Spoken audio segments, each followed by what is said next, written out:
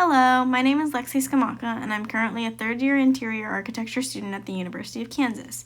Recently, I had the amazing opportunity to study abroad for 3 weeks in various cities across Spain and Portugal. This included Barcelona, Porto, Lisbon, Seville, Cordoba, Granada, Toledo, and Madrid.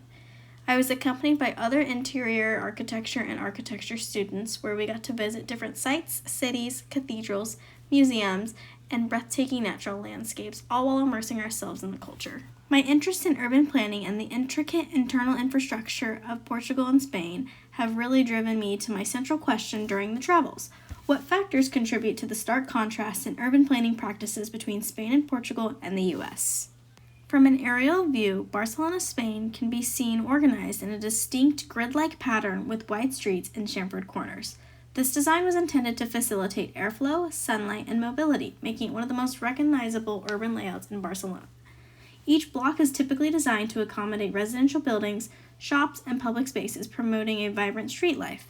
The same can be seen in both Porto, Portugal, and Lisbon, Portugal. However, theirs are a little less square-like with chamfered corners and a little bit more geometric. However, you can still see the grid-like structure. Narrow corridors and alleyways are found all over Spain and Portugal and are often referred to as caminos or ruas. They are a characteristic feature in many of the historic towns and cities, and they add charm and character to the urban landscape that reflect their history. Spain and Portugal are recognized as some of the oldest countries in Europe, boasting their history that spans centuries. Both nations are celebrated for their walkable urban environments where pedestrians can easily navigate through the streets. The smaller streets and corridors in Spain and Portugal can be largely attributed to the historical reliance on horses and other forms of non-motorized transport. Before automobiles, the cities were primarily designed to accommodate pedestrians, horses, and carriages. Many cities in Spain and Portugal were also established during the medieval period, when urban planning focused on compactness for defensive purposes. Narrow streets made it easier to navigate and defend against invaders. Since Spanish cities are very walkable, this design fosters a sense of community and supports the local businesses and area around it. In contrast, many United States cities have lower density, leading to longer travel times and less pedestrian-friendly environments. In Spain, it's very common to find residential areas alongside shops, restaurants, and offices. This encourages foot traffic and reduces the need for cars. United States suburbs often have zoning laws that separate these functions, making it necessary to drive between them. Spain and Portugal have an incredibly reliable and accessible transportation network.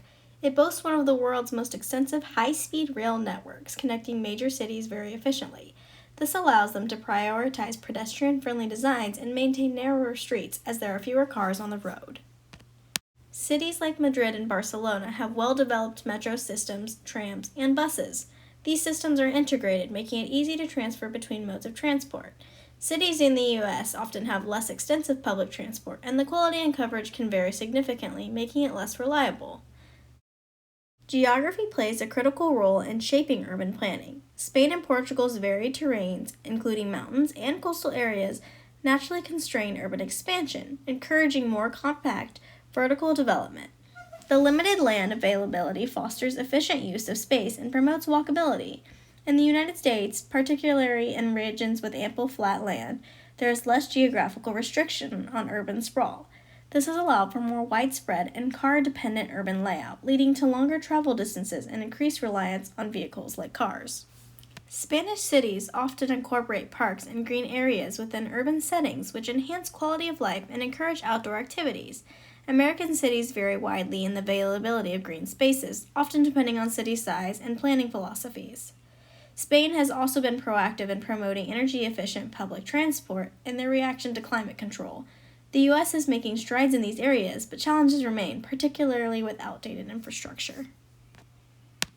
Gathering spaces in Spain and Portugal play a crucial role in urban planning, influencing both the social fabric and the functionality of the cities. Public squares and plazas serve as vital communal areas where residents gather for social activities, events, and celebration. This fosters a sense of community and belonging. By making streets more narrow, cities can reclaim this space for plazas, parks, and other gathering areas. Narrow lanes also aid in implementing traffic calming measures like speed bumps and raised intersections.